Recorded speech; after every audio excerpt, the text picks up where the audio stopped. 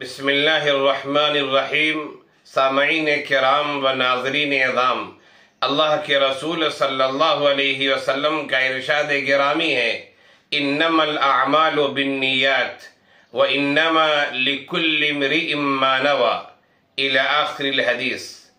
ये जो मैंने आपके सामने हदीस का एक टुकड़ा पढ़ा है, बल्कि कहा जाए कि दो टुकड़े पढ़े हैं। हजरत उमर बिन खत्ताब रज़ियल्लाहु अन्हु से ये हदीस रिवायत है और हजरत इमाम बुखारी अलैहिर्रहमा ने, इमाम मुस्लिम अलैहिर्रहमा ने और दीगर बड़े बड़े मुहद्दिसीन ने अपनी किताबों में इस हदीस को दर्ज किया है। हदीस शरीफ का मफहूम ये है, इन्नमल अअमालु बिन्नियात, के अमाल का दारो मदार नीयतों पर है।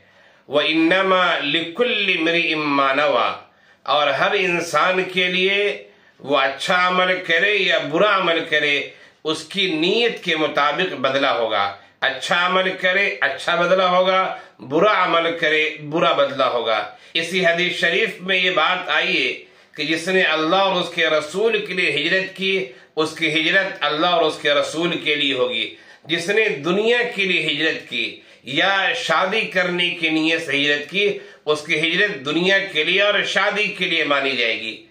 इस हदीस शरीफ की तशरीह में उलमाए किराम ने ये बात लिखी है और बाद रिवायतों से ये बात साबित होती है कि एक शख्स ने उम्मे कैस नामी खातून से शादी करने के लिए कहा कि मैं तुझसे शादी करना चाहता हूँ। उम्मे कैस ने ये शर्त लगा दी कि शादी मैं उसी वक्त तुझसे करूंगी कि तू हिजरत करके मेरे पास आ जाए। उस आदमी ने शादी की नीयत से हिजरत की और इस तरह से सहाबे किराम के दरमियान वो आदमी मुहाजिर उम्मे कैस के नाम से मशहूर हो गया। नाम उनका क्या है ये किताबों में जिक्र नहीं है, लेकिन मुहाजिर उम्मे कैस के लिए हिजरत करने वाला बहुत सारे लोगों ने ये नाम दर्ज किया है। खैर, जिसने जिस काम की हिजरत की उसकी हिजरत उसी लिए मानी जाएगी। जिसने दुनिया के लिए हिजरत की उसकी हिजरत दुनिया के लिए होगी। जिसने शादी के लिए हिजरत की उसकी हिजरत शादी के लिए होगी। जिसने दीन की हिफाजत के लिए हिजरत की, ईमान की हिफाजत के लिए हिजरत की, शरीयत पर अमल करने की नीयत से हिजरत की, उसकी हिजरत उसी लिए मानी जाएगी कि उसने दीन की हिफाजत के लिए हिजरत की और उसी लिहाज से उसे सवाब मिलेगा। ये इंतहाई अहम हदीस है, इंतहाई अहम हदीस। इन्नमल अअमालु बिन्नियात, कि अमाल का दारो मदार नीयतों पर होता है और आदमी के साथ वैसा ही नतीजा होगा जैसी उसकी नीयत है। लिहाजा हमें और आपको चाहिए कि हम अपनी नीयत की इस्लाह कर लें, हम अल्लाह के लिए काम करें, अल्लाह ताला हमें सवाब इनायत फरमाएगा। हम दुनिया वालों को खुश करने के लिए काम करेंगे, हमें दुनियावी फवायद हो सकते हैं लेकिन उखरवी फवायद हमें नसीब नहीं होंगे। लिहाजा इस हदीस से जो हमें सबक मिलता है, इन्नमल अअमालु बिन्नियात व इन्नमा लिकुल्लि इम्रिइम मा नवा, इस हदीस से जो सबक मिलता है वो ये कि अमाल में नीयत जरूरी है। हम जो अमल कर रहे हैं क्यों कर रहे हैं, किस लिए कर रहे हैं, क्या मकसद है, क्या उसका पस मंजर है, उसके पेश नजर क्या चीज है, हमारी नजरों में निगाहों में ये बात होनी चाहिए। अगर हम अल्लाह के लिए काम करते हैं हमें अल्लाह सवाब देगा। दिखावे के लिए काम करते हैं वो काम आकारत चला जाएगा और हमें उसका सवाब नहीं मिलेगा। लिहाजा हमें अपने अमल में इखलास रखना चाहिए, हमें अल्लाह के लिए काम करना चाहिए। मैं चंद मोटी मोटी मिसालें आपके सामने पेश करता हूं ताकि बात समझने में हर इंसान के लिए आसान हो जाए। मिसाल के तौर पर आप कमाते हैं, आप कोई काम करते हैं, पैसे कमाते हैं, आपकी नीयत ये कि हम कमाते हैं ताकि हम मौज मस्ती करें, हम खाए पिए, ठीक है, आप कमाएंगे और आप उससे खाएंगे पिएंगे मौज मस्ती करेंगे, लेकिन आप कमा रहे हैं, आपकी नीयत ये है कि मैं हलाल कमाई कमाऊं ताकि अल्लाह ताला ने जो हुक्म दिया है हलाल कमाई के बारे में उस पर अमल हो सके। मैं हलाल कमाई कमाऊं ताकि अपने बच्चों की हलाल परवरिश कर सकूं, अपने मातहतों के लिए हलाल रिज़्क़ फराहम कर सकूं। इस नीयत से आप कमाते हैं, आपका कमाना कार्य सवाब है और जिस कदर आप मेहनत करेंगे सवाब में उसी कदर इजाफा होता चला जाएगा। एक दूसरी मिसाल लीजिए कि आप खाते हैं, क्यों खाते हैं, नीयत क्या है? आप खाते हैं ताकि जिंदा रहो, زیادہ زمانے تک، زیادہ سالوں تک زندہ رہو، بیمار نہ پڑو، ٹھیک ہے آپ کھائیں گے، آپ کی صحت بنے گی، لیکن اس میں کوئی ثواب نہیں ملے گا آپ کو. لیکن آپ کھاتے ہیں تاکہ صحت مند رہو، تندرست رہو، تاکہ اللہ کی عبادت کر سکوں. اللہ تعالیٰ نے جو ذمہ داریاں ہمیں دی ہیں ان ذمہ داریوں کو اچھی طرح نبھا سکوں، اچھی طرح ادا کر سکوں، اچھی طرح ذمہ داری کو پورا کر سکوں.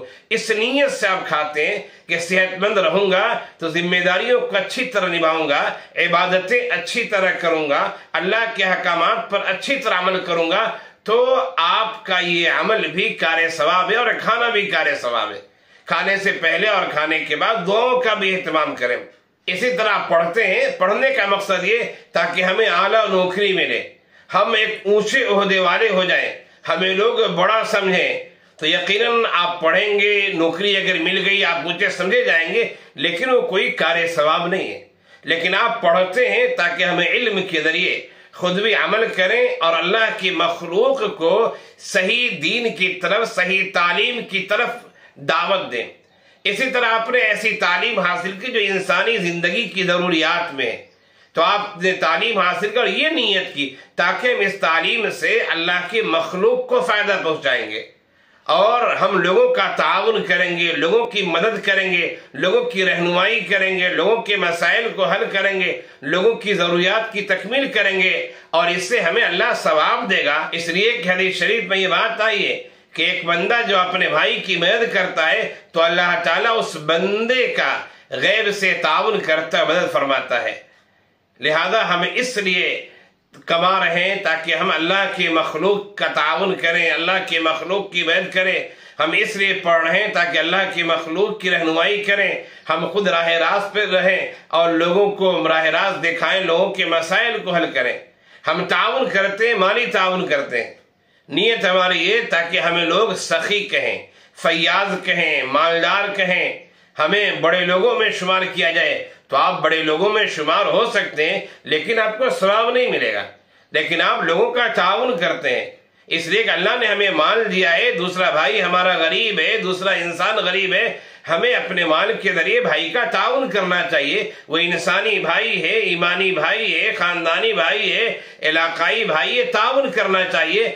اس لیے کہ ایک صاحب مال کی ذمہ داری ہوتی ہے کہ وہ غریب افراد کا تعاون کرے، یہ شریعت کا حکم ہے. یہ نیت آپ کی ہے تو آپ جو خرچ کریں گے، تعاون کریں گے، یہ کار ثواب ہے. خلاصہ کلام یاد رکھیے، انما الاعمال بالنیات، اعمال کا دار و مدار نیتوں پر ہوتا ہے. لہذا ہم جو عمل کریں اپنی نیت کی اصلاح کر لیں، نیت کو درست کر لیں، نیت کو ٹھیک ٹھاک کر لیں کہ آخر ہم یہ عمل کیوں کر رہے ہیں، تاکہ ہمیں ہمارے عمل کی وجہ سے ثواب ملے اور دنیا میں بھی اس عمل سے فائدہ ہو اور آخرت میں بھی اس عمل سے فائدہ ہو. اللہ ہم سب کو شریعت پر چلنے والا بنائے، حدیث شریف سمجھنے والا بنائے اور احادیث پر عمل کرنے والا بنائے، شریعت کا پابند بنائے. آمین یا رب العالمین.